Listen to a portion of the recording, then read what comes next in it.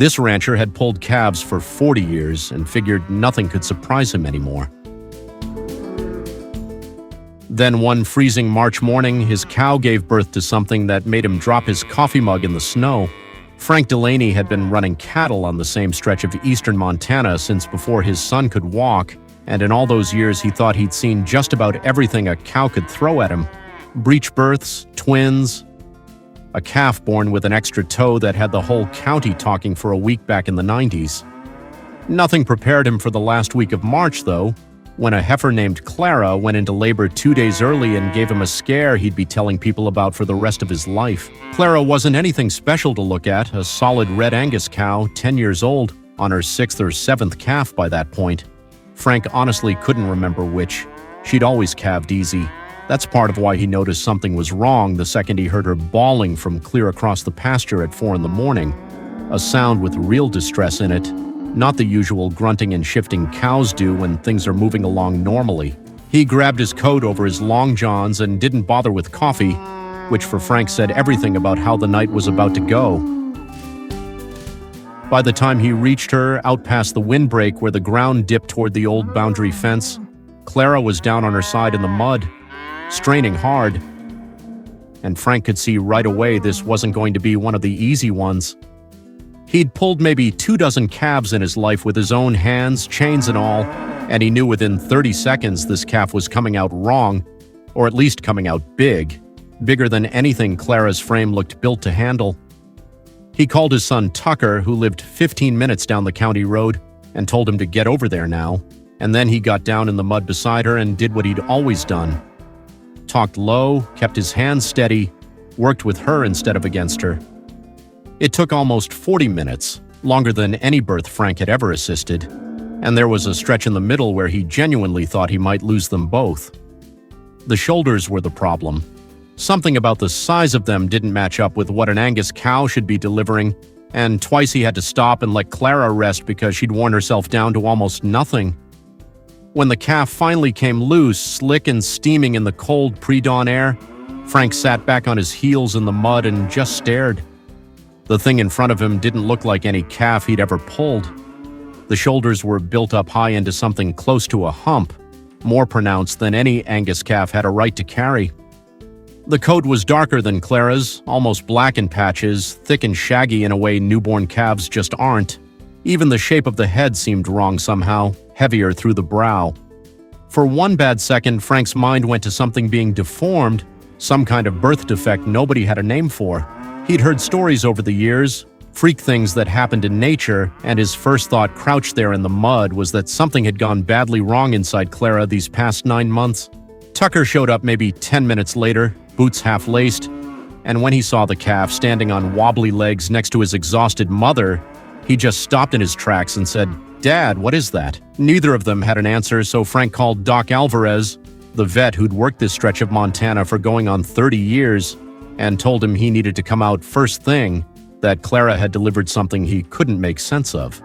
Doc Alvarez arrived a little after 7, coffee still in hand, and he took one long look at the calf standing in the straw of the barn where they'd moved mother and baby to warm up. He crouched down, ran a hand along the hump of the shoulders, checked the coat, checked the shape of the skull, and then he looked up at Frank with an expression Frank had never seen on the man's face in 20 years of doing business together. "Frank," he said slowly, "I think your cow just had herself a beefalo." Frank didn't even know what that word meant at first. Doc Alvarez explained it plain enough that it was what people called cattle crossed with American bison, and that while ranchers out west sometimes bred them on purpose, this sure didn't look like anything Frank had done on purpose. And that's when it clicked for both of them, the fence. Back in November, a hard windstorm had come through and knocked down a stretch of the old boundary fence along the eastern edge of Frank's property, the side that bordered the Whitlock place, where Old Man Whitlock kept a small private herd of bison, maybe a dozen head, more as a hobby and a tourist draw than any real business. It had taken almost 4 days to get that fence mended properly.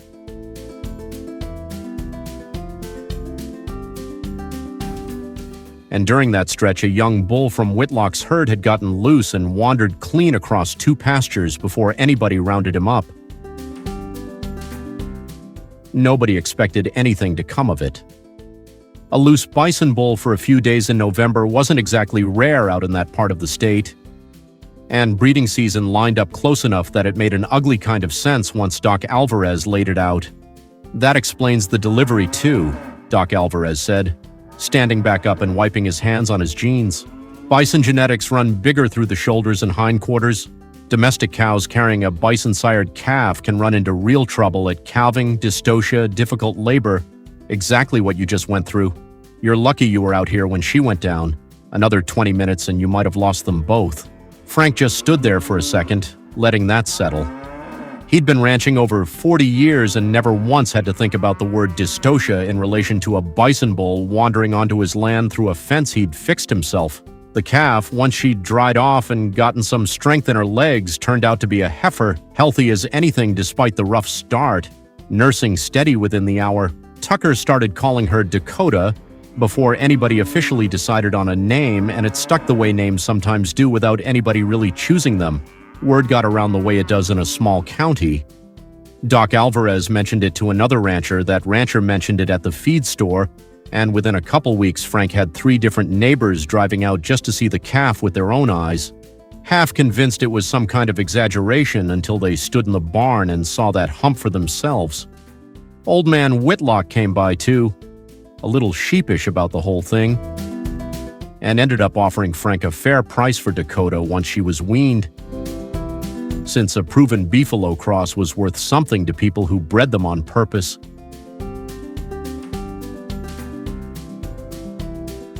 Frank turned him down.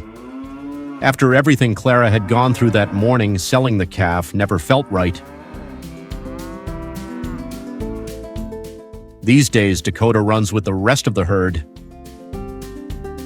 bigger through the shoulders than any of the other yearlings, coat still darker than her mother's, and Frank still can't walk past her without shaking his head a little. Clara healed up fine, no worse for wear, back to her usual easy disposition like nothing ever happened. Frank mended that stretch of fence twice as strong the second time around. Didn't stop him from telling the story to anyone who'd sit still long enough to hear it, though. Usually ending the same way each time, laughing that he'd spent 40 years learning cattle only to have one busted fence teach him something he'd never once needed to know before.